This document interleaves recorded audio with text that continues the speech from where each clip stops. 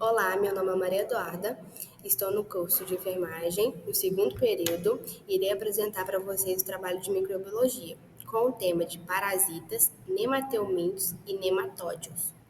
Irei apresentar para vocês a minha parte do trabalho sobre parasitas. Parasitas são organismos que vivem em ou sobre outros organismos, conhecido como hospedeiro, e obtêm seus recursos como nutrientes em detrimento e hospedeiro. Existem vários tipos de parasitas, como bactérias, vermes e protozoários. O efeito de um parasita no hospedeiro pode ser vitais, como é o caso dos piolhos. Agora irei dar continuidade na introdução dos parasitas. Definição: parasitas são organismos que vivem à custa dos hospedeiros. Classificação: pode ser classificados como endoparasitas ou ectoparasitas. Endoparasitas são organismos que vivem dentro do corpo do hospedeiro, infectando órgãos ou tecidos internos. Ectoparasitas vivem na superfície do corpo do hospedeiro, alimentando-se do sangue ou tecidos externos. Agora irei falar sobre o ciclo de vida de um parasita. O ciclo de vida de um parasita envolve geralmente várias etapas que incluem um ou mais hospedeiros, organismos onde eles se alojam para sobreviver e se reproduzir, e ambientes podendo variar dependendo do tipo dos parasitas. De forma geral, os ciclos de vida dos parasitas podem ser divididos em diretos, com apenas um hospedeiro, e indiretos com múltiplos hospedeiros. Aqui está um resumo do ciclo de vida em termos gerais. Primeiro, fase de infecção. O parasita entra em contato com o hospedeiro através de alimentos, água, picada de insetos ou contato direto. Esse estágio de entrada pode variar de acordo com os parasitas. Segundo, estágio de crescimento e reprodução. Após a infecção, o parasita se desenvolve e se reproduz no interior do hospedeiro, muitas vezes no intestino. Terceiro, dispersão. O parasita, então, se espalha para outro ambiente ou para um novo hospedeiro. Isso pode ocorrer pela liberação de ovos ou larvas, que são eliminados nas fezes, urina ou pelo hospedeiro. Esses ovos ou larvas são capazes de infectar um novo organismo, reiniciando o ciclo. Quarto, hospedeiro intermediário, em ciclos indiretos. Alguns parasitas requerem um hospedeiro intermediário, como mucosos, insetos ou outros vertebrados. Para complementar uma fase específica do seu ciclo antes de infectar o hospedeiro final, agora irei falar sobre o modo de transmissão do parasita. O modo de transmissão de um parasita refere-se à forma como ele passa de um hospedeiro para o outro. Existem várias formas de transmissão, que variam dependendo do tipo de parasitas e do ambiente onde ele se encontra, abaixo. Então, os principais modos de transmissão. Transmissão fecal oral, comum em parasitas intestinais. O parasita ou seus ovos e cistos é eliminado nas fezes de um hospedeiro e infecta outro hospedeiro quando ele ingere alimentos ou água contaminando. Exemplo: Giardia, Lamblia e Entamóbia histolítica. Transmitindo por vetores. Vetores são organismos gerais artrópodes, como insetos, que transmitem o parasita ao picar ou entrar em contato com o hospedeiro. Plasmódio, causado pela malária, transmitido pela picada do mosquito do gênero Anaplelis. Contato direto. A transmissão ocorre por contato direto com o hospedeiro infectado ou com seus fluidos corporais. Exemplo: tricomonas vaginais que se transmitem sexualmente. Penetração ativa. Alguns parasitas têm larvas que conseguem penetrar ativamente na pele do hospedeiro. Exemplo: xistossoma, cujas pelas larvas penetram na pele ao contato com água contaminada. Ingestão de carne contaminada. Certos parasitas são transmitidos quando um hospedeiro ingere carne crua ou mal cozida contendo cistos ou larvas do parasita. Exemplo: Taenia solum, Solium e Taenia saginata, transmitidas por carne de porco e carne bovina. Oi, me chamo Eric, eu sou no segundo período do curso de enfermagem da Unifagoc. E eu vou dar continuação aqui no slide, falando sobre os eumateumintos. Os eumateumintos, também conhecidos como vermes, são parasitas multicelulares, que podem habitar o corpo humano e causar uma série de doenças conhecidas como eumatíases. Eles se dividem em dois grandes grupos: nemateumintos, vermes cilíndricos, e plateumintos, vermes achatados. Diferentemente dos protozoários, que são unicelulares, os eumintos são organismos maiores e complexos, frequentemente visíveis a olho nu, em suas fases adultas. Esses parasitas podem infectar diversos órgãos e sistemas, especialmente o trato gastrointestinal. Uma curiosidade sobre os eumintos é que muitos deles têm um ciclo de vida complexo, com diferentes fases que podem ocorrer dentro e fora do hospedeiro. Alguns precisam de hospedeiros intermediários, animais ou insetos, antes de infectar humanos. Classificação dos eumintos. Os eumintos são classificados em dois grandes grupos principais, os neumateumintos e os plateumintos. Neumateumintos, conhecidos como nematóides, são vermes cilíndricos com simetria bilateral e corpo alongado não segmentado. Eles possuem um sistema digestivo completo, com boca e ânus distinto. Esses parasitas são responsáveis por diversas doenças humanas. E uma curiosidade sobre os nemateumintos é que eles possuem uma cutícula protetora resistente e uma camada externa que protege o parasita contra enzimas digestivas do hospedeiro. Essa cutícula funciona como uma armadura e precisa ser renovada periodicamente para que o parasita possa continuar crescendo, um processo chamado de muda. Essa proteção é uma das razões pelas quais os eumateumintes conseguem sobreviver por um tanto tempo no ambiente hostil do intestino humano. Exemplos de neumateumintes incluem Ascaris lumbricoides, causador da ascaridíase. É uma infecção que ocorre pela ingestão de ovos embrionários presentes em alimentos, água ou solo contaminado por fezes.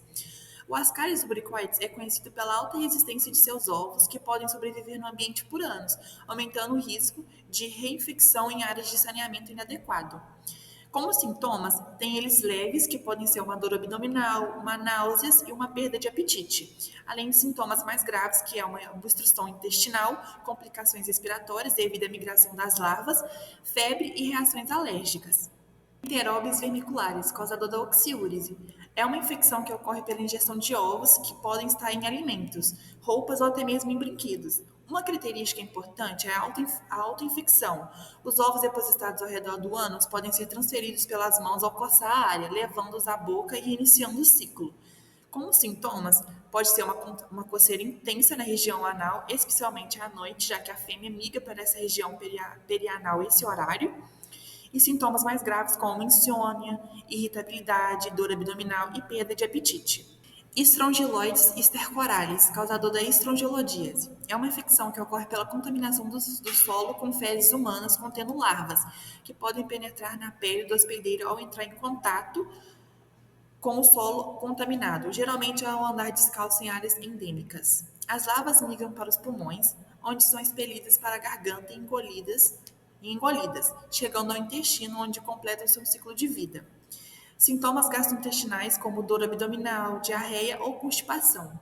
Temos os sintomas respiratórios, que é uma tosse, dificuldade para respirar e, em alguns casos, reações inflamatórias pulmonares durante a migração das larvas.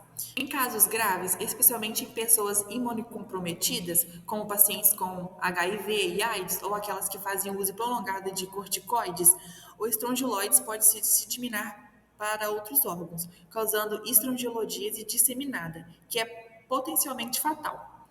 Características especiais. O Strongyloides stercoralis é um parasita que se destaca pela autoinfecção, onde as larvas de vermes podem penetrar a mucosa intestinal ou migrar para outros órgãos, reinfectando o hospedeiro e perpetuando o ciclo da infecção. A estrangelodíase é grave em imunocomprometidos, pois a autoinfecção pode causar disseminação do parasita.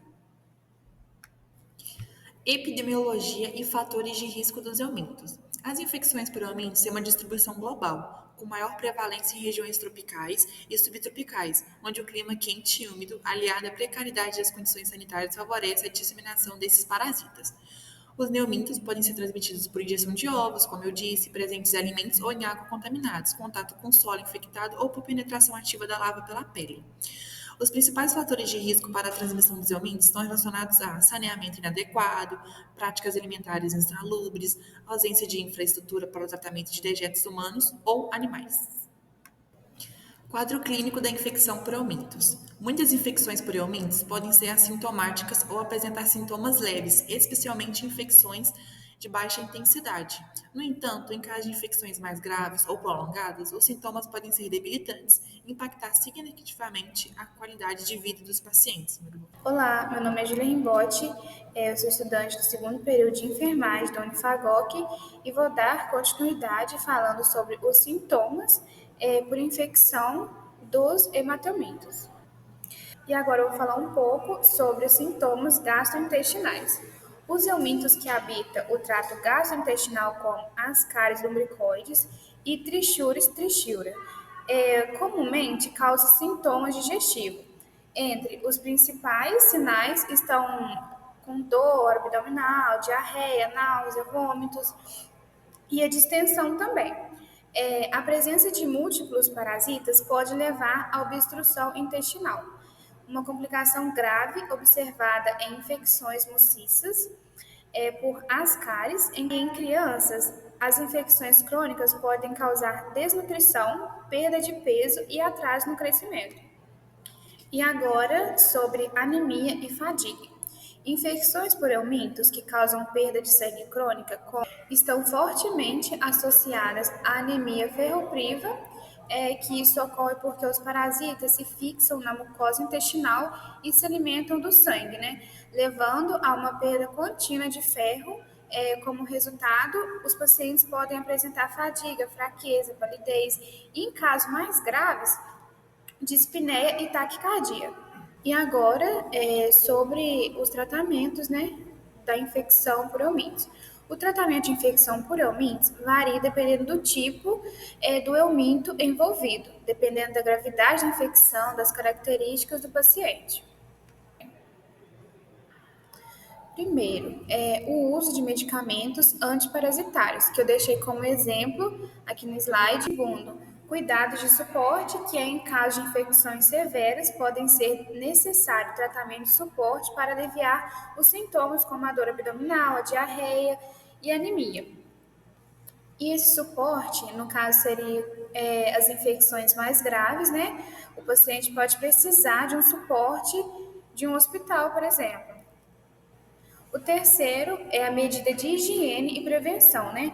Que é fundamental promover hábitos de higiene pessoal, como lavar as mãos antes de comer, depois de usar o banheiro, quando estiver em casa, consumir água potável, cozinhar bem os alimentos. Em algumas comunidades, o saneamento básico e educação em saúde são cruciais para prevenir novas infecções. E por último, que é o acompanhamento médico, alguns eumintos, especialmente em infecções crônicas, podem requerer acompanhamento prolongado para garantir que o tratamento, né, foi efetivo e que o paciente não está mais infectado. Eu vou falar um pouco mais a fundo sobre os medicamentos que foram citados, como o albendazol. É um antiparasitário de amplo espectro e eficaz contra nematóides e alguns plateumintos. O praziquantel aumenta a permeabilidade das membranas dos parasitas ao cálcio, provocando paralisia espástica e morte dos eumintos. Já o pomalato de pirante, ele age, né, como bloqueador neuromuscular, causando paralisia dos parasitas e permitindo sua eliminação pelo organismo. Já a ivermectina, ela atua como agonista, né, dos canais de cloro regulados por glutamato nas células nervosas e musculares do parasita, causando paralisia e morte dos vermes, como na neurocisticercose ou em caso de obstrução intestinal. Em áreas com alta prevalência de eumintíases, programas de desparasitação em massa são frequentemente implementados, particularmente em escola, comunidades vulneráveis. Esses programas consistem na administração periódica de antiparasitários, independente do diagnóstico clínico individual, visando, né, reduzir a carga parasitária na população e prevenir complicações associadas às infecções. Olá, meu nome é Maria Clara, eu sou do segundo período de enfermagem e irei dar continuidade falando sobre os nematóides. Os nematóides ou filonematóide reúnem os animais invertebrados cilíndricos e alongados, variando entre 1 milímetro a 50 centímetros, e afilados nas extremidades, sendo normalmente empregado como dimorfismo sexual. O aspecto relativo ao tamanho e à conformidade corporal, os nematóides machos são menores que as fêmeas e também possuem uma acentuada curvatura da extremidade posterior. Estes organismos são, em sua maioria, de vida livre, contudo, existindo espécies de endoparasitas e aproximadamente 50 espécies de plantas e animais. Habitam os mais diversificados ecossistemas, sendo encontrados no solo e na água doce e salgada. Agora eu vou dar continuidade falando melhor sobre as características dos nematelmintos. A simetria bilateral. O corpo dos nematelmintos pode ser dividido em duas partes iguais, como a região anterior e a posterior. E o sistema digestório completo, os nematelmintos possuem boca, faringe, intestino e ânus, sendo os primeiros animais a ter essas estruturas. Os pseudocelomados possuem uma cavidade cheia de líquido, chamada pseudoceloma, que é delimitada pelo mesoderma e pelo endoderma. E os triblásticos possuem 3 folhetos embrionários, o endoderma, o mesoderma e o ectoderma. Os eucariontes, as células dos nematelmintos possuem organelas celulares e carioteca. A cutícula protetora, o revestimento dos nematelmintos, é feito por uma cutícula resistente, e a reprodução sexuada dos nematelmintos pode ser monóica ou dioica. A ausência de sistema circulatório e respiratório.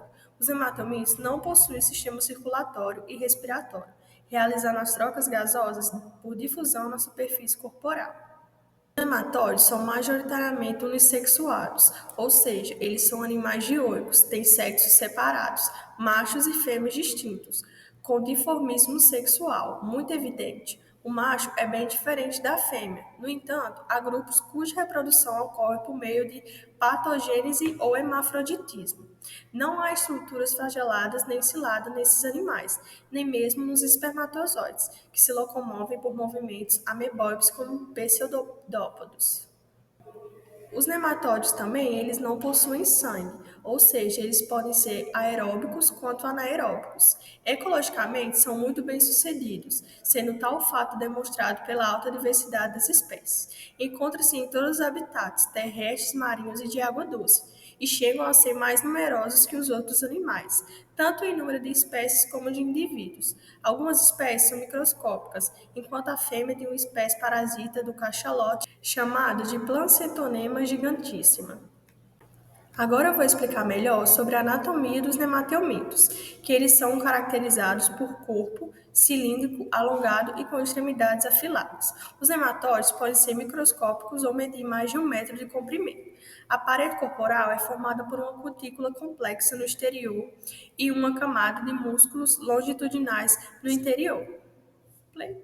A cavidade corporal é preenchida por um líquido que atua como esqueleto hidrostático, permitindo a distribuição de nutrientes e resíduos de gases.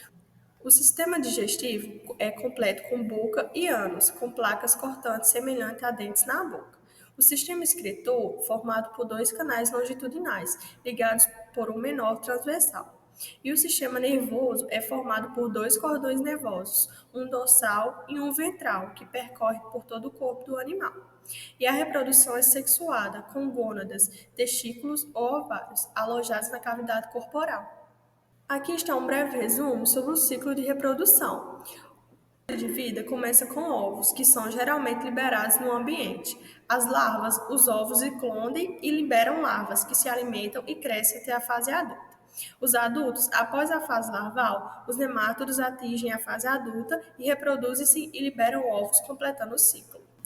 Como expliquei em alguns dos slides anteriores, a reprodução dos nematelmintos é sexuada, e a reprodução é dioica, ou seja, existem indivíduos de sexos diferentes. A fecundação é interna e o macho coloca os espermatozoides no poro genital da fêmea. O ciclo de vida dos nematóides envolve o ovo e 4 estágios juvenis, o J1, o 2, o 3 e o 4, e o estágio adulto. O desenvolvimento é complexo, com diversos estágios e pode passar por mais de um hospedeiro. Ao sair do ovo, o tamanho do nematóide é juvenil e é uma cópia do futuro adulto, mas em miniatura com desenvolvimento que cresce em tamanho e amadurece sexualmente. A duração do ciclo pode variar bastante entre os diferentes grupos dos nematóides, podendo demandar dias, semanas ou mais, raramente anos. A duração média costuma situar-se entre 3 e 4 semanas. Os nematóides são animais invertebrados com corpo fusiforme, alongado com extremidades mais estreitas, e uma cutícula que reveste todo o corpo. São importantes do ponto de vista ecológico, médico e veterinário. Olá, meu nome é Maria Imaculada, sou do segundo período de enfermagem da Unifagoc e vou dar continuidade no trabalho falando sobre as doenças causadas por nematelmintos. Ascaridíase, agente casual, ascaris lumbricoides, transmissão, ingestão de água ou alimentos contaminados com ovos de parasitas. Sintomas, dor abdominal, obstrução intestinal, náuseas, tosse, dificuldade respiratória devido à migração larval para os pulmões. Prevenção e tratamento. Higiene e saneamento básico são recursos sociais, e tratamento inclui o antiparasitário como o albendazol. Enterobiose ou oxiúrese. Agente casual. Enterobios vermiculares. Transmissão. Ovos são transmitidos por contato de superfícies ou alimentos contaminados. Sintomas. Coceira anal intensa, especialmente à noite, irritabilidade e insônia. Prevenção e tratamento. Higiene pessoal rigorosa. Tratamento com medicamento antiparasitário, como o albendazol. Filariose linfática, mais conhecida como elefantíase. Agente casual. Várias espécies dos gêneros Rutschenia. Transmissão: picada por mosquitos infectados. Sintomas: inchaços nos membros genitais devido à obstrução dos vasos linfáticos. Prevenção e tratamento: controle dos mosquitos, uso de roupas protetoras, ancilostomíase, mais conhecido como amarelão. Agente casual: ancilostoma duodenale e Neactor americanus. Ela é mais transmitida por pessoas descalças em solos contaminados. Sintomas: anemia, fraqueza, diarreia, dor abdominal devido à perda de sangue. Prevenção e tratamento: uso de calçados em áreas contaminadas, o tratamento de albendazol e mebendazol, que são antiparasitários. Estrondilodíase, agente casual, Strongyloides stercoralis. Transmissão: penetração de larvas na pele. Sintomas: dor abdominal, diarreia, perda de peso e, em casos graves, disseminação pelo organismo imunodeprimido. Prevenção e tratamento: saneamento e higiene, tratando com ivermectina. Ecologia dos nematóides. A maioria dos nematóides de vida livre habitam solo úmido, areia, águas estagnadas ou até mesmo plâncton. Entre os parasitas, além daqueles que têm um homem como seu hospedeiro, há espécies que infestam outros animais ou plantas, raízes e frutos. Muitos nematóides podem suspender os processos vitais quando as condições ambientais se tornam desfavoráveis e encestar uma forma que é capaz de sobreviver às condições extremas e secas, calor ou frio. Agora eu vou citar brevemente sobre os nematóides fitoparasitas. Nematóides fitoparasíticos podem ser ecto- ou endoparasitas, todos em estiletes, mas enquanto alguns se mantêm no solo com apenas estiletes no tecido vegetal. Outros enterram a cabeça na planta e outros entram na planta por inteiro, que geralmente provocam um inchaço ou uma galha. As galhas são estruturas vegetais deformadas pela presença do verme, dentro das quais os vermes se desenvolvem. E pode sobreviver por muito tempo. Quando destacado, há relatos que os vermes sobrevivendo por 27 anos em galhas, apesar de serem raros. Os nematóides podem ser classificados em 3 grupos de acordo com seu modo de vida ou seu hábito alimentar. Nematóides de vida livre, nematóides parasitas de plantas, fitonematóides e nematóides parasitas de animais ou zooparasitas. Nematóides de vida livre. Os nematóides de vida livre são organismos invertebrados que se alimentam de bactérias, fungos, algas, matérias orgânicas em decomposição e outros invertebrados microscópicos. São importantes para o equilíbrio da biodiversidade do solo e para a reciclagem de nutrientes. Nos próximos slides, descei exemplos de nematóides que costumam atacar plantas, formando nódulos, galhas, que acabam sugando os nutrientes das plantas por completo. Achei interessante trazer para vocês uma dúvida frequente não só no meio acadêmico, mas também no meio pecuário. Todo nematóide é um parasita? Na verdade, existem dois grupos de nematóides. O primeiro é conhecido como nematóide de vida livre e se alimenta com fungos e bactérias, de matéria orgânica em decomposição, sendo de grande importância na ciclagem de nutrientes no equilíbrio da biodiversidade do solo.